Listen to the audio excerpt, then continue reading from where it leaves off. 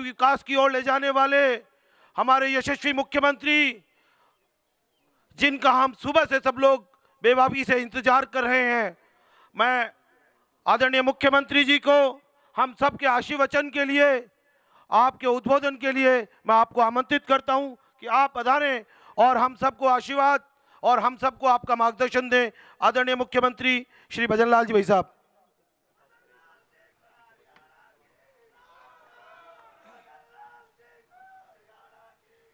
बोलिए भारत माता की, भारत माता की, भारत माता की। वंदे वंदे वंदे। आज के इस कार्यक्रम में सरदार 150 यूनिटी मार्च पदयात्रा के यमुना प्रवाह पदयात्रा के शुभारंभ पर मंच पर विराजमान राजस्थान भारतीय जनता पार्टी के मुखिया, हमारे प्रदेश के अध्यक्ष सम्मानीय मदन राठौड़ जी, हमारी पार्टी के पूर्व प्रदेश अध्यक्ष भाई अशोक परनामी जी, हमारी जयपुर शहर की लोकप्रिय सांसद श्रीमती मंजू शर्मा जी, राष्ट्रीय प्रभारी यमुना प्रवाह यात्रा श्री विनय त्यागी जी, हमारे पार्टी के वरिष्ठ नेता और मालवीय नगर से विधायक सम्मानीय कालीचरण जी सराफ साहब, हमारे प्रदेश के महामंत्री और विधायक भाई जितेंद्र गोठवाल जी, हमारे सिविल लाइन के विधायक भाई गोपाल शर्मा जी, हवा महल के विधायक बाल मुकुंदाचार्य जी, जयपुर शहर के जिला अध्यक्ष अमित गोयल जी, युवा मोर्चा के प्रदेश अध्यक्ष भाई अंकित चेची जी, चंद्रमोहन बटवाड़ा जी, यमुना प्रवाह पदयात्रा संयोजक उत्तर प्रदेश वरुण गोयल जी, यमुना प्रवाह पदयात्रा संयोजक हरियाणा जयदेव जी, और इस यात्रा में आए सभी मेरे युवा साथियों, भाई और बहनों, सबसे पहले तो मैं जयपुर आने पर और यहाँ से इस यात्रा के शुभारंभ के अवसर पर आप सभी को बहुत बहुत शुभकामनाएं देता हूँ, बहुत बहुत बधाई देता हूँ। मित्रों, आज आप देख रहे हैं एक ऐसे व्यक्तित्व को जिन्होंने अपने संघर्ष, अपनी दृढ़ इच्छा के साथ देश को एकता के सूत्र में बांधने का काम किया। आज हम देश के यशस्वी प्रधानमंत्री नरेंद्र मोदी जी के नेतृत्व में ऐसे लौह पुरुष सरदार वल्लभ भाई पटेल की 150वीं जयंती मना रहे हैं। इस अवसर पर आयोजित इस यूनिटी मार्च में आप सभी आए हैं, इसके लिए मैं आपका अभिनंदन करता हूं। और आपसे यह भी मैं कहना चाहता हूं कि सरदार पटेल ने अपनी दूरदर्शी सोच, साहसी निर्णयों से भारत को एक करने का जो अद्भुत कार्य किया, वह हमेशा याद किया जाएगा। माननीय प्रधानमंत्री नरेंद्र मोदी जी के आह्वान पर आप देख रहे हैं कि आप जिन लोगों ने कभी ऐसे आज़ादी के दीवाने, जिनका आज़ादी की लड़ाई में कितना बड़ा संघर्ष रहा, कभी उन लोगों ने याद नहीं किया। लेकिन देश के यशस्वी प्रधानमंत्री नरेंद्र मोदी जी ने इस उपलक्ष्य पर सरदार यूनिटी मार्च भी पूरे देश में किया गया है।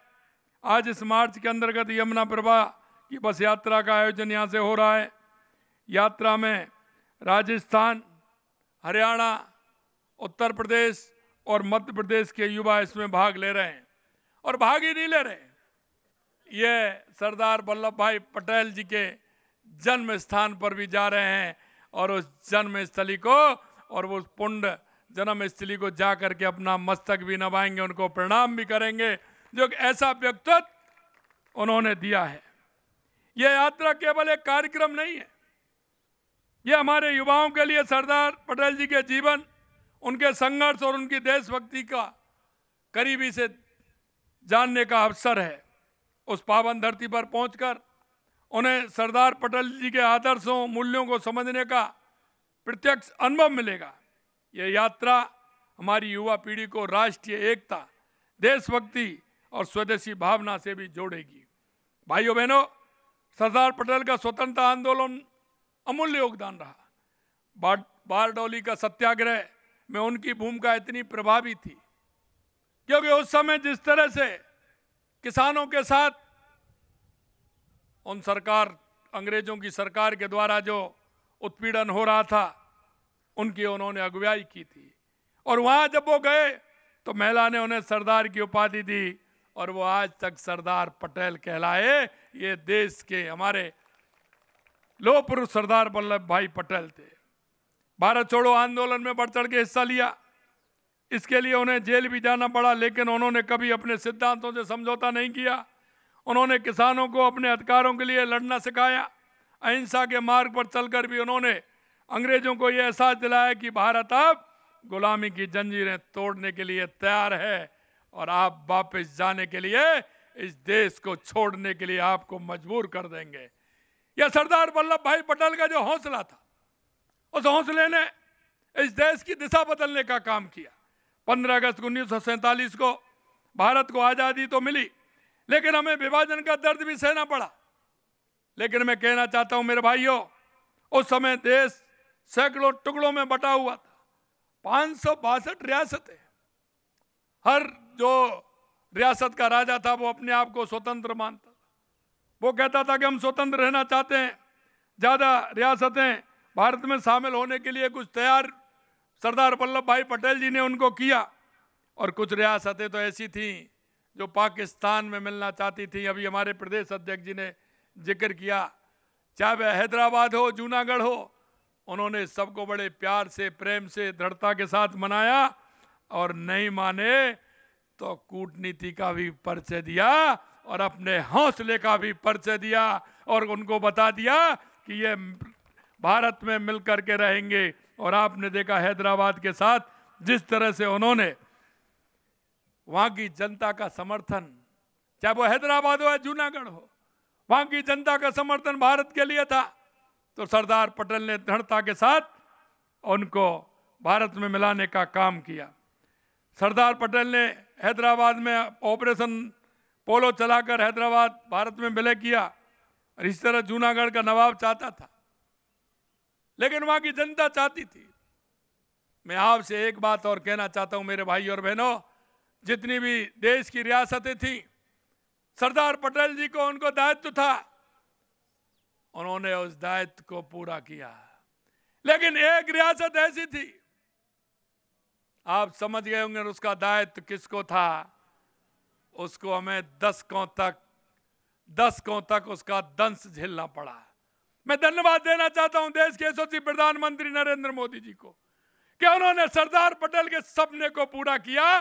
धारा 370 जम्मू फिर से हटा करके आज उसको देश का अभिन्न अंग बनाने का काम किया। मित्रों, यही दृढ़ता होती है और उस दृढ़ता के साथ देश के यशस्वी प्रधानमंत्री नरेंद्र मोदी जी ने काम किया है। मैं आपको यह भी कहना चाहता हूं, सरदार पटेल ने भारत की एकता और अखंडता के लिए जो लक्ष्य उन्होंने बनाया, उस लक्ष्य को पूरा किया। आपने देखा होगा, मैं इस देश का दुर्भाग्य है कि जिस महापुरुष ने देश के लिए इतना कुछ किया, उसे भुला दिया गया था, उसके इतिहास के पन्नों से हटा दिया गया था। आजाद भारत के इतिहास के पन्नों में उनके योगदान को मिटाने का प्रयास किया। वे जिस सम्मान के हकदार थे उन्हें नहीं दिया गया। अब तक किन लोगों को महिमा मंडित किया जाता रहा है, ये आप सभी जानते हैं। और यही नहीं जानते, उनका योगदान भी जानते हैं कि उनका योगदान कितना रहा। लेकिन देश की आजादी में केवल एक ही परिवार का योगदान और उसका गुणगान किया जाता है।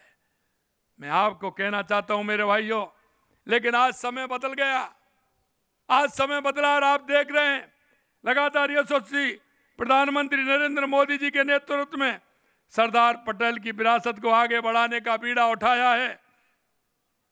उनके नेतृत्व में भाजपा सरकार आज उन्हें उचित सम्मान दे रही है।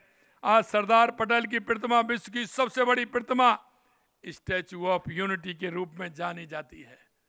और आप देख रहे हैं उनका अधूरा सपना भी प्रधानमंत्री जी ने पूरा किया।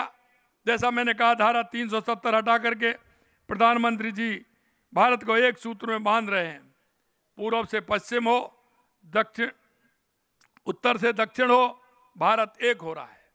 मोदी जी के नेतृत्व में भाजपा की सरकार में जितना काम हो रहा है, और आप देख रहे हैं 2014 के बाद देश के अंदर जितना बड़ा बदलाव हुआ है।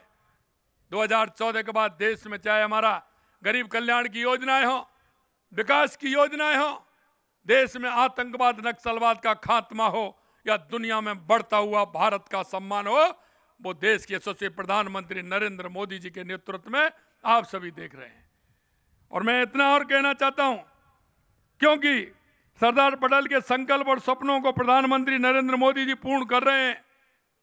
और मैं आगे वाली युवा पीढ़ी से भी कहना चाहता हूं, मित्रों, सरदार पटेल जी का जो नेतृत्व करने की जो क्षमता थी, अगर उनकी आप किताब को पढ़ेंगे तो आपको मालूम पड़ेगा। सरदार पटेल का जीवन आज के युवाओं और हर भारतीय के लिए प्रेरणा का खजाना है।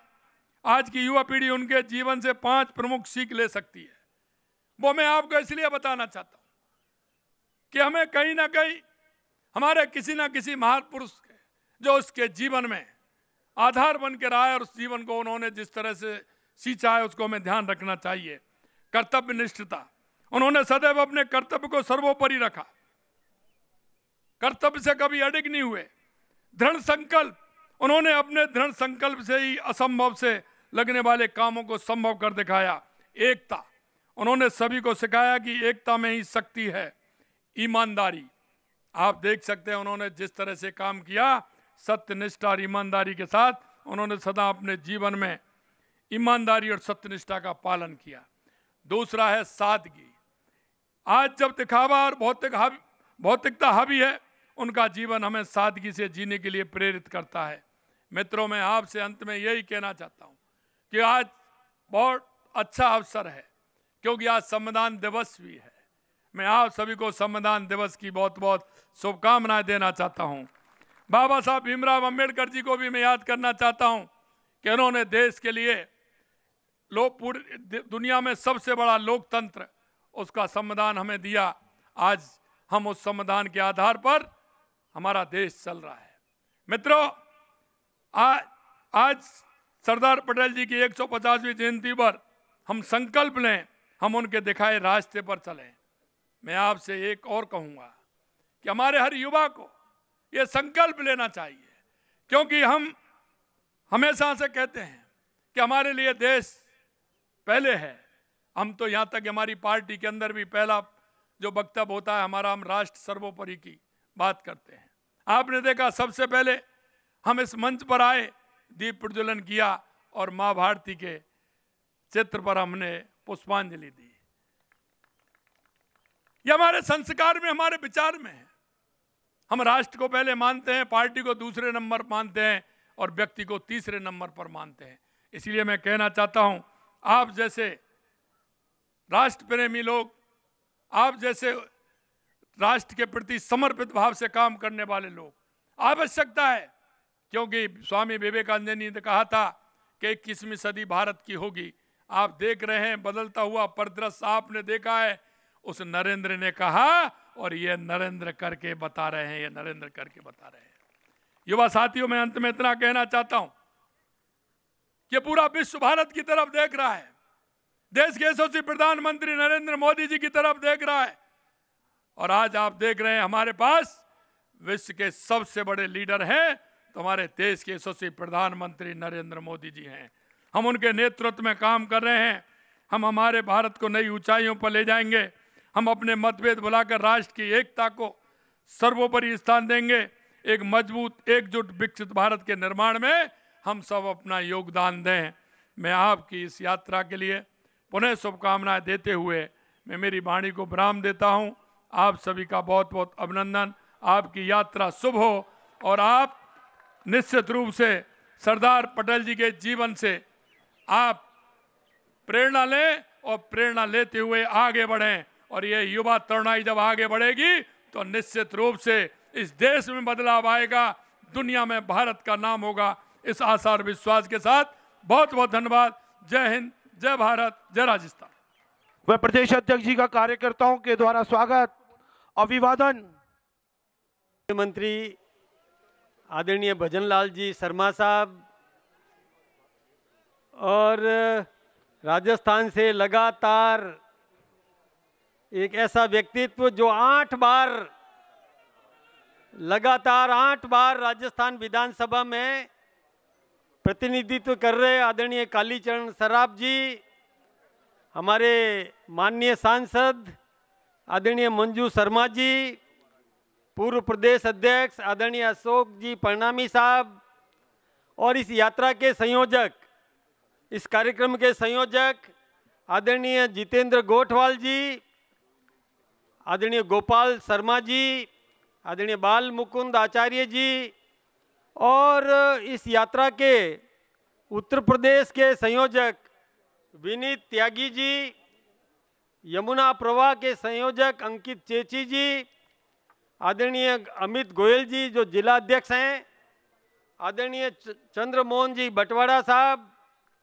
वरुण गोयल जी, जयदेव जी, देव किशन जी मारू और जितेंद्र जी और यहाँ विराजमान समस्त जनप्रतिनिधिगण, यात्रा में भाग लेने वाले समस्त योद्धा, मैं उनको योद्धा का नाम दूंगा, जो लगातार यहाँ से यात्रा जहाँ से प्रारंभ हुई वहाँ से लेकर के सरदार वल्लभ भाई पटेल के जन्म स्थान और वहाँ से लगातार पद यात्रा करते हुए और केवड़िया तक पहुँचेंगे, जहाँ सरदार वल्लभ भाई पटेल जी की बहुत बड़ी मूर्ति स्थापित है और वहाँ तक वो पहुँचेंगे। मैं इनको योद्धा का नाम दूंगा। यहाँ विराजमान नौजवान साथियों, कार्यकर्ता बंधुओं, पत्रकार महानुभाव, अधिकारी गण, देखिए आप सबके सामने हमारे कई महानुभावों ने अपने अपने विचार रखे, लेकिन 1875 एक ऐसा वर्ष हुआ जहाँ पर बहुत ऐतिहासिक क्षण वो हम सबको याद रखने की ज़रूरत है। सन 1875 में हमारे ये वंदे मातरम का गान जो अभी आपने गाया था, इसको भी बंकिम चंद्र चटर्जी ने बनाया था, रचना की थी और रविंद्रनाथ टैगोर जी ने आनंद धाम में सबसे पहले इस गीत को गाया था 1875 में ही। और भगवान बिरसा मुंडा का जन्म हुआ था, उनको भी 150 वर्ष पूर्ण हुए, उसको भी हमने जयंती के रूप में मनाया, 150वीं जयंती। इसी प्रकार से सरदार वल्लभ भाई पटेल का भी 31 अक्टूबर 1875 में जन्म हुआ था और उनको भी 150वां वर्ष पूर्ण हुआ और हमने इसको भी ऐतिहासिक क्षण के रूप में मनाने का काम किया। हमारे देश के प्रधानमंत्री आदरणीय नरेंद्र भाई मोदी जी ने आह्वान किया कि हमें सरदार वल्लभ भाई पटेल के द्वारा जो इस देश को अपूर्णीय योगदान दिया गया उसको हम कभी भुला नहीं सकते। जैसा अभी अशोक परनामी जी ने कहा कि जब अंग्रेज हिंदुस्तान छोड़ करके गए थे तब उन्होंने हमारी रियासतों को स्वतंत्र कर दिया था कि वो चाहे तो हिंदुस्तान में रहे, वो चाहे तो पाकिस्तान में रहे और वो चाहे तो स्वतंत्र रहे। और किस प्रकार से देश को टुकड़ों टुकड़ों में बांट करके अंग्रेज चले गए थे, लेकिन उन सब टुकड़ों को एक करने का काम सरदार वल्लभ भाई पटेल ने किया था। वो एक इतिहास में एक ऐसा अविस्मरणीय योगदान उनका रहा जिसको यह देश कभी भुला नहीं सकता। आज भारत जिन पर गर्व करता है, ऐसे सरदार वल्लभ भाई पटेल की 150वीं जन्म जयंती पर हम उनको स्मरण करते हैं। और मैं इन योद्धाओं को भी सम्मान करना चाहूँगा, इनको भी सम्मानित करना चाहूँगा और हमारे देश के प्रधानमंत्री आदरणीय नरेंद्र भाई मोदी जी का भी बहुत बहुत हम अभिनंदन करना चाहेंगे, जिन्होंने सरदार वल्लभ भाई पटेल की एक बहुत बड़ी और एक स्मारक बनाने का काम, जिसमें संपूर्ण देश के नौजवानों का, संपूर्ण देश के किसानों का, संपूर्ण देश के और आम नागरिक का योगदान लिया। किसी किसान ने फावड़ा दिया, किसी ने गैंती दी, किसी ने किसी प्रकार का लोहा, जो कुछ भी उपलब्ध था वो लोहा उसमें दिया, और पूरे देशवासियों का योगदान जिस मूर्ति में और सम्मिलित है, और वहाँ पर आप सब जाएंगे, मैं आप सबका बहुत बहुत अभिनंदन करना चाहूँगा। मैं जानता हूँ कि हमारे यहाँ पर कई यात्राएं होती है और उसमें बीच में कई पड़ाव होते हैं, उसमें लोग उन यात्रियों का सम्मान करते हैं। वो सम्मान इसलिए करते हैं कि वो तो यात्रा कर नहीं पा रहे हैं, लेकिन जो यात्रा कर रहे हैं उनकी भावनाओं के साथ हमारी भावनाएं जुड़ जाती है, और आप जब वहाँ जाएंगे हम ये मान के चलेंगे कि हमारी भावना भी आपके साथ जुड़ी हुई है। आप वहाँ जाकर जब वहाँ माल्यार्पण करेंगे तो हम अपने आप को भी सौभाग्यशाली मानेंगे। हम आपका सम्मान करते हैं, आपका अभिनंदन करते हैं। ये सही बात है कि सरदार वल्लभ भाई पटेल ने तन मन धन लगाकर साम दाम दंड भेद और सारे प्रयोग करके इस देश को एक करने का काम किया। और कई ऐसे देश, चाहे हैदराबाद का निजाम रहा हो, वो पाकिस्तान में मिलना चाहता था, उसको भी और बल प्रयोग करके भी हिंदुस्तान में जोड़ने का काम किया। जोधपुर की रियासत भी उस समय स्वतंत्र रहना चाहती थी, लेकिन उसको भी सब जोड़ा, तभी आज मैं भी हिंदुस्तान का अंग हूँ। मुझे भी इस बात का गर्व है, इसका भी योगदान सरदार वल्लभ भाई पटेल को दिया जाना चाहिए और दिया गया है। यही नहीं, कश्मीर की बात है, वो समस्या हम सबके सामने।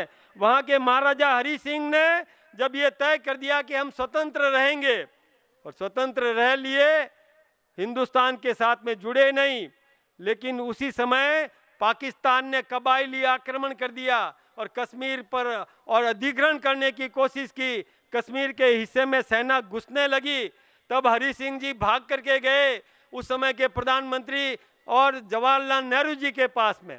उनके पास में गए, उनसे कहा कि मैं आपसे मिलना चाहता हूँ। वो 2.5 दिन तक इंतजार करते रहे, उनको मिलने का समय नहीं दिया, और तब तक और पाकिस्तान की वो कबायली सेना कुछ कश्मीर के हिस्से पर और कब्जा कर चुकी थी। जब 2.5 दिन बाद में जब मिलने का समय दिया, तब हिंदुस्तान के साथ विलय हुआ और सशर्त विलय किया गया। लेकिन 2.5 दिन तक वो जो कब्जा कर लिया, वो आज भी पाकिस्तान के कब्जे में है, जिसको हम POK मानते हैं, पाकिस्तान ऑक्यूपाइड कश्मीर मानते हैं। वो उस समय की नेतृत्व की भूल थी, नहीं तो वो कश्मीर भी हमारे साथ, हमारे हिंदुस्तान का हिस्सा होता। लेकिन उस समय भी जो सशर्त और समझौता किया, सशर्त भारत में विलय किया, उसमें धारा 370 लगा दी, 356A लगा दी। और आप जानते हैं कि उन धाराओं में क्या था कि हिंदुस्तान का कोई नागरिक कश्मीर में जाकर के रह नहीं सकता था। हिंदुस्तान का कोई भी नागरिक बिना अनुमति के कश्मीर में प्रवेश नहीं कर सकता था। लेकिन उस धारा को भी मिटाने का काम, कि हिंदुस्तान में 2 कानून नहीं चल सकते, 2 झंडा नहीं हो सकता और 2 न्याय नहीं हो सकता। आपको पता है कि जब हिंदुस्तान का, अपने में से कई वकील यहाँ बैठे होंगे, उनको पता होगा कि जब कोई भी सुप्रीम कोर्ट का भी फैसला होता था, उसमें एक लाइन लिखी जाती थी कि कश्मीर को छोड़कर शेष भारत में लागू। ये कैसी विडंबना थी। और आप जानते हैं कि एक देश में 2 कानून, एक देश में 2 विधान, एक देश में 2 निशान नहीं चल सकते। इसको लेकर के हमारे डॉक्टर श्यामा प्रसाद मुखर्जी ने, जो मंत्री भी थे जवाहरलाल नेहरू के मंत्रिमंडल में, उन्होंने भी मंत्रिमंडल का त्याग करके और कश्मीर में बिना अनुमति के प्रवेश करने का निर्णय किया। और वो जब घुसे, आपको पता है कि उनको अपना बलिदान वहाँ पर देना पड़ा, वो जीवित नहीं लौट सके, लेकिन एक भावना जागृत कर दी। देश में एक ऐसा जन जागृति अभियान चलाया, और उन धाराओं को मिटाने का काम किसने किया?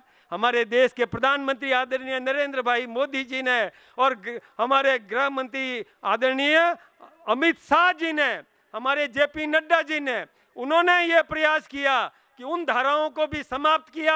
आज कश्मीर पूर्ण रूप से न 2 निशान है, न 2 विधान है, न 2 कानून है, सभी, और न 2 झंडा है, एक झंडा है, तिरंगा। इस तिरंगे की यात्रा के लिए श्रीनगर के लाल चौक पर झंडा फहराने का सौभाग्य, उसमें एक व्यक्ति मैं भी था, मुझे भी ये अवसर मिला था। और ये मैं धन्यवाद देना चाहूँगा हमारे देश के प्रधानमंत्री जी को, जिन्होंने पूरा भारत और सभी दृष्टि से मजबूत करने का काम किया।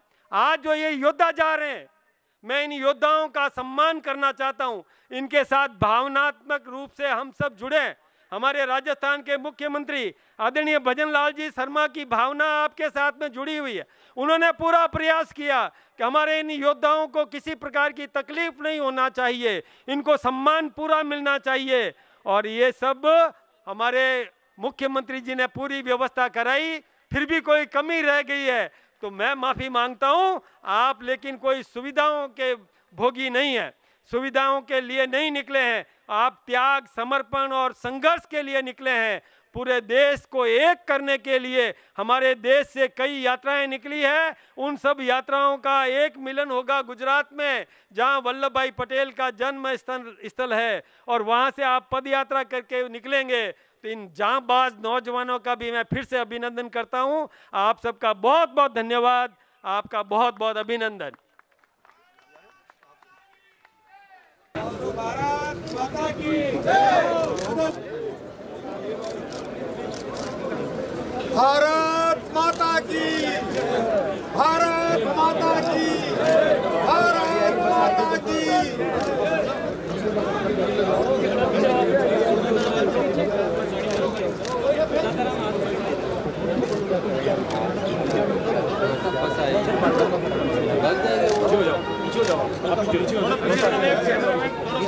पीछे